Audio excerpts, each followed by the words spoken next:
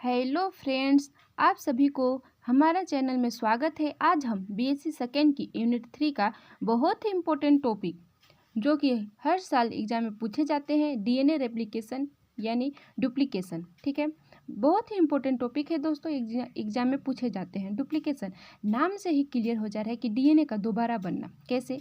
एक स्ट्रैंड से दूसरे स्ट्रैंड का निर्माण होता है। ठीक है, इंट्रोडक्शन। यह एक प्रोसेस है जिसमें डीएनए अपने आप को रेप्लिकेट करता है। यह प्रोसेस सेल डिवीजन के लिए ज़रूरी होता है। इसमें जेनेटिक मटेरियल न्यू सेल्स में ट्रांसफ़र होता है। ठीक है, डीएनए रेप्लिकेशन दो तरह से होते हैं। कौन कौन से तरह से?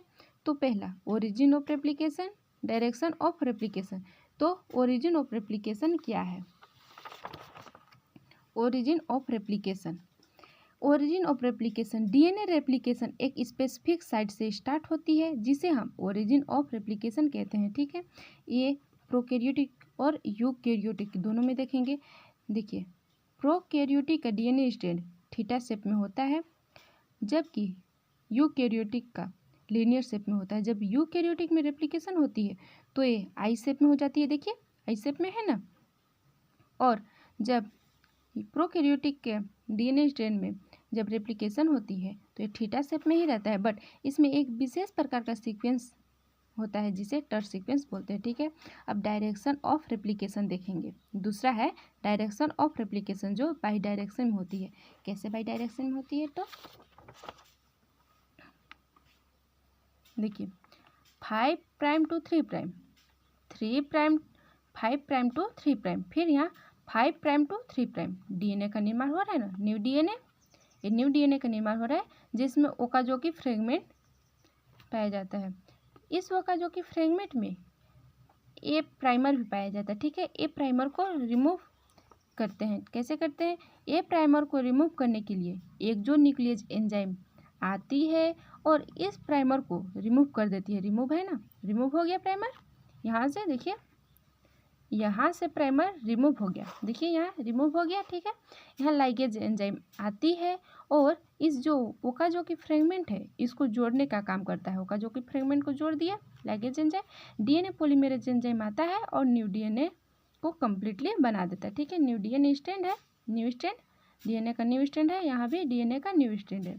5 प्राइम टू 3 प्राइम जो बन रहा था ना वही है। ठीक है, प्रोकैरियोटिक का देखेंगे।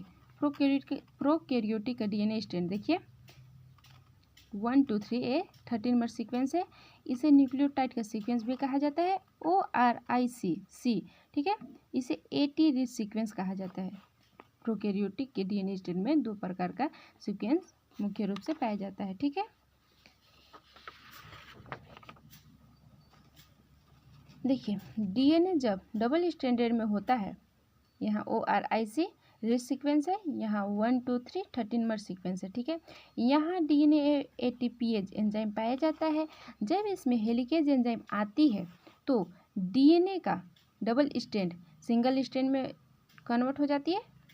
इसका डबल स्ट्रैंडेड जब रहती है तो इसमें हाइड्रोजन बॉन्ड के कारण डबल स्ट्रैंडेड में रहता है। ठीक है, हाइड्रोजन बॉन्ड टूटी, सिंगल स्ट्रैंड में हुआ। एक विशेष प्रकार का प्रोटीन आता है SSB प्रोटीन, जो यहाँ जब तक SSB प्रोटीन दोनों स्ट्रैंड में चिपका रहेगा तब तक डीएनए का सिंगल स्ट्रैंडेड डबल स्ट्रैंडेड में कन्वर्ट नहीं होगा। यहाँ एक और एंजाइम आता है जिसे गैरेज बोलते हैं। गैरेज एंजाइम आगे का हाइड्रोजन बॉन्ड को तोड़ने का काम करता है। ठीक है, सो फ्रेंड्स, आप सबको हमारा वीडियो पसंद आया होगा। अगर पसंद आया है तो हमारा वीडियो को लाइक कीजिए, सब्सक्राइब कीजिए और कमेंट में ज़रूर बताएं। ठीक है, थैंक यू दोस्तों।